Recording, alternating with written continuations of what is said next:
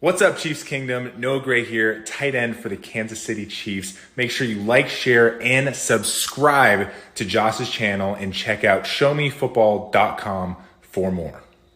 Ladies and gentlemen, welcome back to the KC Sports Report. My name is Michael D'Arcy, and today I have the pleasure to be joined by my good friend Josh Fann. And we're going to talk about two players that are eligible to be extended by the Kansas City Chiefs, and that is cornerback Trent McDuffie and defensive end George Karlaftis. And Josh, both of these players are fan favorites, but the Chiefs might have to make a very difficult decision when it comes to extending them. They might only be able to extend one of these guys, and to kind of put you on the spot, if they have to extend one of them, who do you think it should be? Trent McDuffie, easy. First of all, I think he's the better player at his position. Trent McDuffie is legitimately a top 5 cornerback, perennial all-pro type. George Karlaftis is a good player, really good defensive end number 2, not an all-pro, not anywhere near the top of the league in sacks. Trent McDuffie has the ability to completely take another team's top receiver out of the game. You just can't overstate how valuable it is to have that on your football team. You can find high-energy, high-effort pass rushers pretty easily in the draft and free agency, but it's just really hard to come across cornerbacks like Trent McDuffie, and I just don't think you let go of players like that when you have them, because the thing is, Trent McDuffie's a blue chip, right? You want to have as many blue chip players as possible on your football team, and I don't think George Karlaftis is a blue chip player. I think he's good.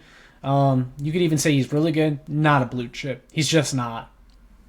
When I love George Karlaftis, I think he is a very good edge rusher, but you can't pay very good edge rushers elite money. And George Karlaftis... You saw that mistake with Frank Clark. Yeah, and if George Karlaftis goes out this year and puts up 15 sacks, he could make north of $100 million in free agency. Yeah. And that's something the Chiefs just cannot afford to do. And Trent McDuffie is all-pro. He is one of the best cornerbacks in football. And I want to read this excerpt from an article from PFF. This is the top 25 players under 25, and Trent McDuffie is the 5th best player under 25 according to the list, and McDuffie went from being a top 5 nickel cornerback in PFF overall grade from Steve Spagnuolo's defense in 2023 to a top 5 outside cornerback in 2024. He is the NFL's highest graded cornerback since 2023 with an 89.7 overall grade. This is a guy that if you have the opportunity to lock down for the future, you cannot pass that up. Trent McDuffie has got to be a Chief for life because he's just that good.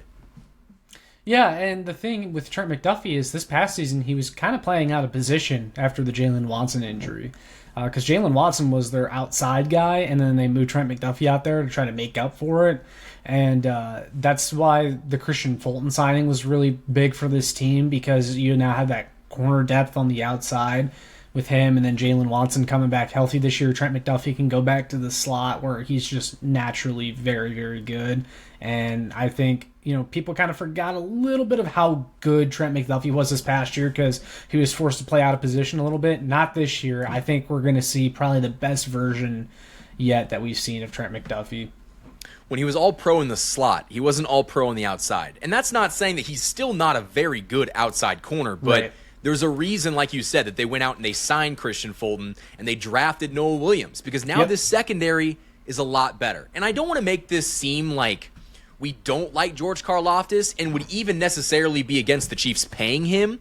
They just can't pay him like he's a top 10 defensive end.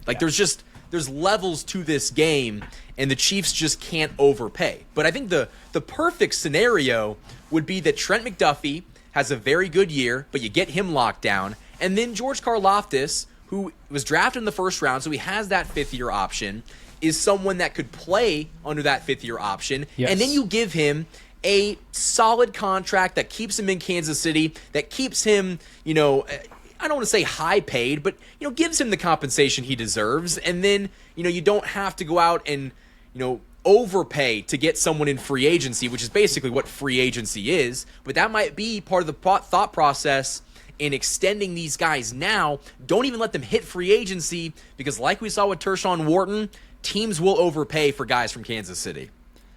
Yeah, well, and I think they'll overpay for Super Bowl experience and that sort of leadership that comes with being such an experienced player in the postseason and being a part of a winning culture, right? I think that's a huge part of why Deshaun Wharton got paid this offseason. I mean, he also got paid because he had a really good season with the Chiefs last year, but in the case of George Karlaftis, like I think there is a clear limit on what his ceiling is as a player. I think he's, like I said, really good number 2 defensive end. Can get you 8 to 10 sacks. Is he ever quite going to be a 12, 15 sacks per year guy and his name maybe sneaks into the defensive player of the year race? I don't think so. And I can tell you right now, there's been times where I'm watching the Chiefs and I say, where's George Karlaftis at? Not all the time, not a lot, but it's happened before, and the Chiefs' edge pressure rate, as a team has been mediocre with him at part of that group. I don't think I've watched too many Chiefs games and I said, man, Trent McDuffie's just getting abused today and he's not helping out. It just doesn't really happen with him. When Texans cornerback Derek Stingley Jr., he was on that PFF under 25 list. I think he was at 10. So he was worse than Trent McDuffie, according to PFF. And now you can't necessarily take PFF's word for gospel, but they believe that Trent McDuffie's a better cornerback, and he just signed a 3-year, $90 million contract extension. So Trent McDuffie's going to get paid. Trent Smith.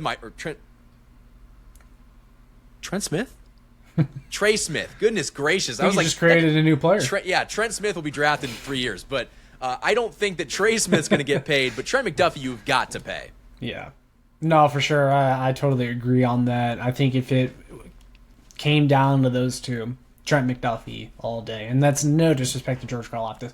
I think he's a really good player that's going to have a long NFL career. I just don't think he's a blue chip.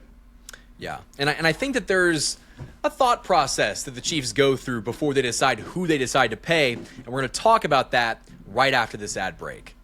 The Hollywood Casino at Kansas Speedway is the place to be. With over 1,500 slot machines, 35 table games, 4 restaurants, and a new ESPN Bet sportsbook, there are plenty of ways to find your fun. For more chances to win, follow them on social media on Facebook, Instagram, and X. Must be 21. Gambling problem? Call 1-800-GAMBLER. Welcome to the Rice Real Estate Group, Kansas City's premier partner in real estate. Whether you're buying, selling, or investing, you'll receive a tailored experience designed just for you. Specializing in residential, commercial, and investment properties, the dedicated team over at the Rice Real Estate Group helps guide you through every transaction, including navigating those short, complex sales. With a commitment to personal one-on-one service, they will ensure that you are supported every step of the way. You can achieve your goals with expertise, care, and a customized approach that truly makes a difference. Ready to make your next move? The Rice Real Estate Group is here to make it happen. For more information, call 816-819-9333. Huge shout out to the sponsors that support this channel all off season long. Now, Josh, getting back into the main portion of this video, the Chiefs have been pretty stingy with the contracts that they've given out. And the guys that really come to mind are the Mike Danas of the world, who they didn't really give a lot of money to, but the contract didn't really make sense. But they could afford to do that because he's not someone that's going to command a lot of money in free agency. But when it's come to big-time players like Chris Jones and Patrick Mahomes and Travis Kelce, the Chiefs haven't shied away from paying them. And they also have not shied away from paying guys like Frank Clark. We've talked about that. They gave him a lot of money, and he ended up not doing really anything. So the Chiefs are not scared to pay guys that they think could be contributors for a long time. And I don't think that Trent McDuffie is an exception to that. But at the same time, George Karlaftis is also someone that could fall into that category. Yeah, well, and I think a part of it, too, is is there a succession plan? Or, what is the alternative if you're to let this guy go? And I think the Chiefs were so comfortable letting L'Jarius Sneed go a year ago because they had Trent McDuffie and they had depth behind him. I think if these Chiefs draft picks hit, these recent draft picks on the defensive line hit, it'll be a lot easier to let go of George Karlaftis. You also mentioned how when the Chiefs like a guy, they'll pay him. And we just saw that with Nick Bolton as well. That was the most recent example. They paid him a lot of money. And sometimes even the Chiefs will pay guys more than what they're worth to any other team. Mike Dana and Nick Bolton are two really good examples. Like, I don't think those guys were getting anywhere near that money from another team. But the Chiefs have their guys that they like, and they lock in on them if they feel like they're really important to what they do. I think Trent McDuffie is extremely important to what they do. And I do think George Karlaftis is important too, but I just think, like, let's just say you have a big playoff game coming up, Michael, against the Buffalo Bills again. Let's say the Chiefs make it to the divisional round, they play Buffalo again, and one guy has to get knocked out of the game. Trent McDuffie or George Karlaftis, who would you prefer the Chiefs do not have for that game? I think the answer's pretty easy. Even though George Karlaftis did pressure Josh Allen on that fourth down, like I can, game recognized game there, but with Josh Allen's ability to throw the football, you want Trent McDuffie in that game. Well, Trent McDuffie blitzed on that play too. I mean, he was a big part of it as well. One thing I will ask you, do you think the Chiefs' ability to draft cornerbacks and develop them could maybe factor into their decision on who to pay? Because while I think Trent McDuffie's fantastic and he's all pro for a reason, the Chiefs have had a lot of success drafting third, fourth, even seventh rounders and turning them into really good players. And do you think that could have an impact on if they want to give $100 million to a cornerback? Maybe, but the thing is, Trent McDuffie was one of those guys that they invested highly in, right, at the position, and he's been really, really good. So, like, even though, yes, you can find contributors later in the draft, and the Chiefs have a track record there and everything, like, I still think you can't overstate having that blue chip type of player in the secondary, and they did spend a first round pick on him, and I think he's been worth it. So I guess maybe, but the thing is, they play a lot of cornerbacks, and you still need to have some depth there. You still need to have some guys, and I think guys like Jalen Watson and Noah Williams, L'Jarius Sneed when he was here, I think, those are all really good players, but they're not Trent McDuffie either. Yeah, and Trent McDuffie, I would say, is a great player, and you pay great players. There's a reason why the Chiefs paid Chris Jones, and paid Travis Kelce. Yeah, there's just some guys where it's like no questions asked, like, yeah, he needs to be here long term, and I think he's one of them. Especially when the Chiefs haven't done that for safety. Like, they didn't pay Tyrann Mathieu, they didn't pay Justin Reed, and we don't want to go back to having a middling secondary. And Trent McDuffie's a guy that you need to have to kind of anchor everything down. For sure.